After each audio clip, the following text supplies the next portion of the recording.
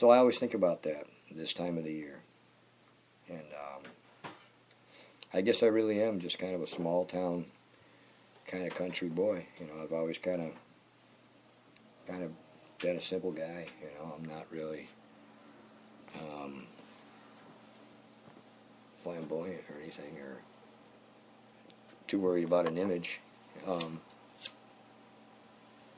I just do what I do. I like what I do, and as far as the musical thing, really, it's just something that I feel that I have to do. You know, I mean, I've been in music my whole life. For a lot of people out there who have just started following me within the past few years, you know, I've heard people say, "Wow, you must have been, you know, writing songs for years," you know, and I'm like, "No, actually, no, but you know, I was a drummer in a band for my whole life, pretty much. I started banging on stuff when I was in kindergarten, so, and I think I was in my first band at 13, so that was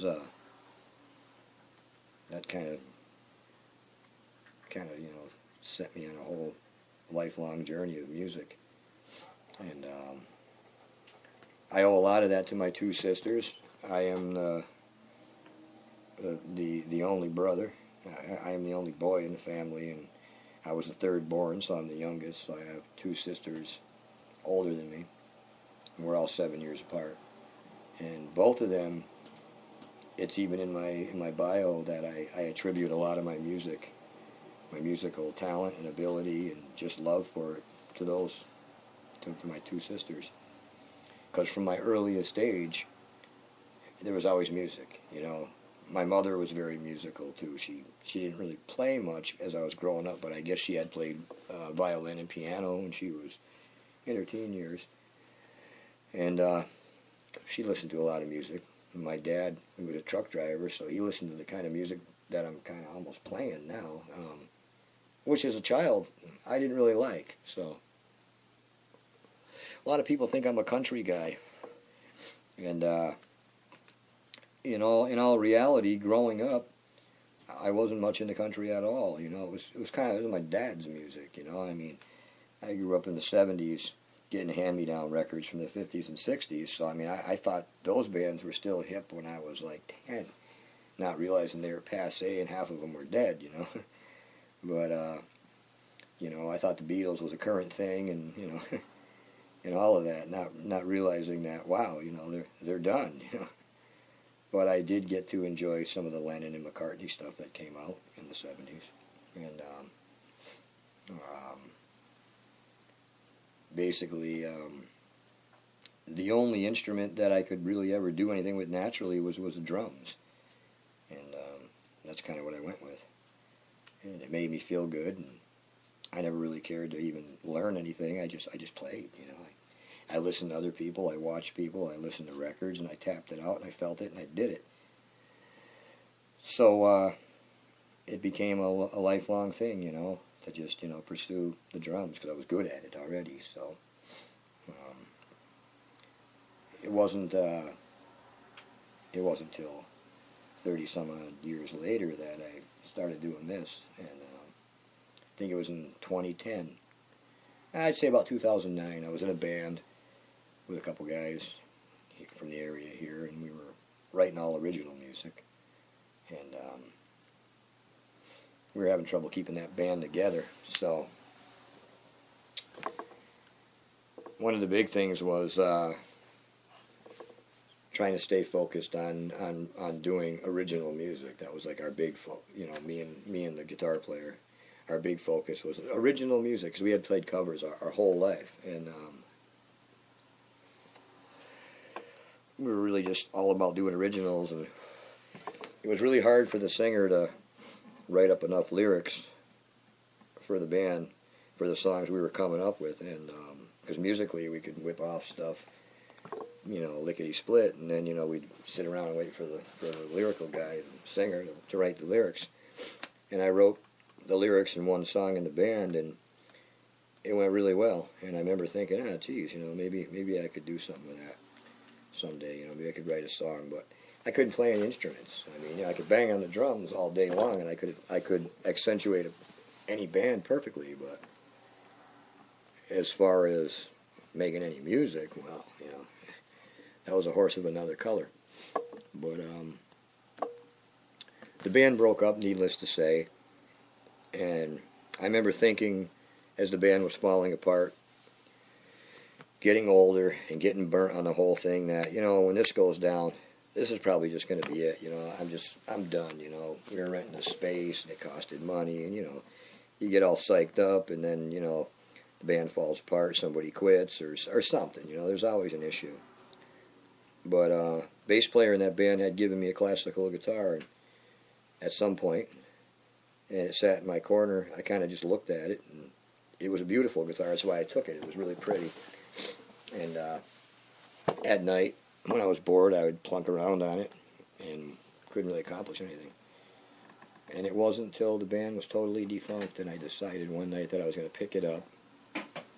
And I had some thoughts and stories in my head, and I wanted to put them to music, mostly for my own enjoyment, something to do, because I didn't think I was going to be in music or in a band or doing anything musically orientated anymore. And in a way, anybody who's out there who's a musician, you know, you can't just, that's like, you know, that's like saying I'm not going to breathe anymore.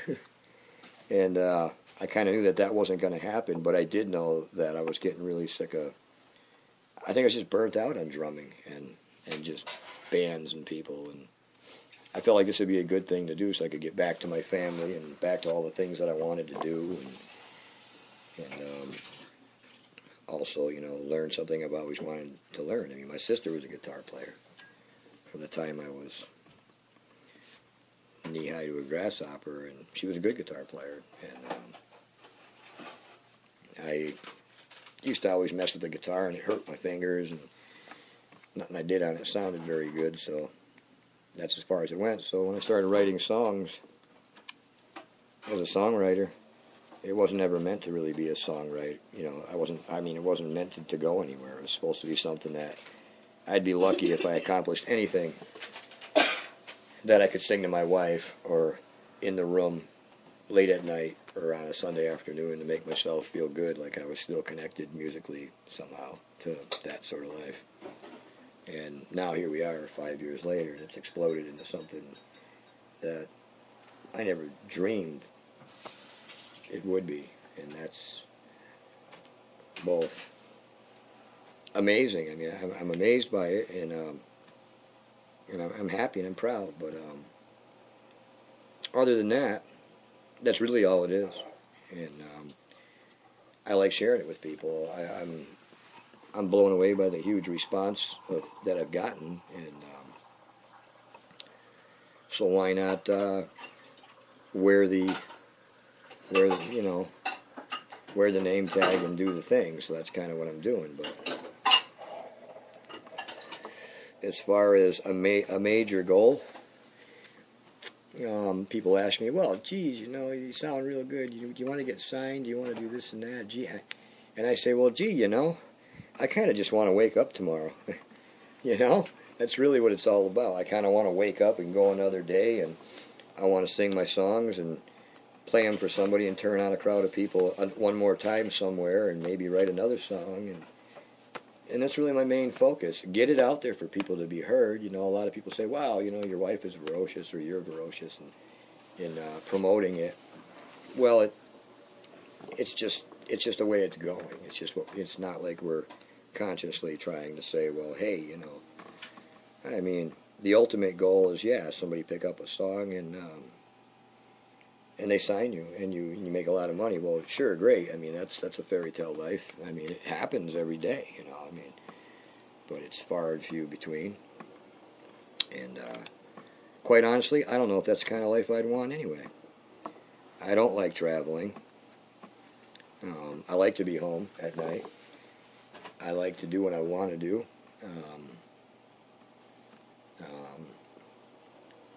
I'm approaching 50 years of age.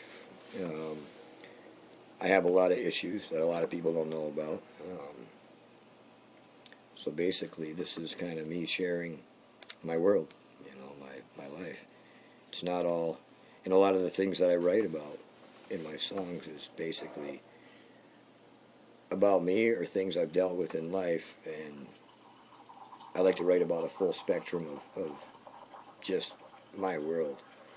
I don't like to think that I don't consciously try to write every song about my experiences or how I view things. It's more about how it really is and how I view it and my experience, or maybe it all just comes around full circle. I mean, everybody's going to write a story or tell a story or sing a song by the way that they perceive it. So I've heard people say, well, you got to get into the headspace of somebody else. Well, the easiest way to do that is you have to, it's kind of controversial when you say stuff like that, because to get in the headspace of somebody else, now you're interpreting something the way that you would interpret what you're picking up off of them. So you write a song or a story from that. Right? Yep. I mean, that's kind of how I feel about it. I want to cut you off for just 2 seconds. Sure. These two things are still going to be streaming video-wise, but I got to restart the Spreaker because it's a 45-minute session. Sure. So we'll go into another one. You can keep talking, but you just missed part of it in the Spreaker.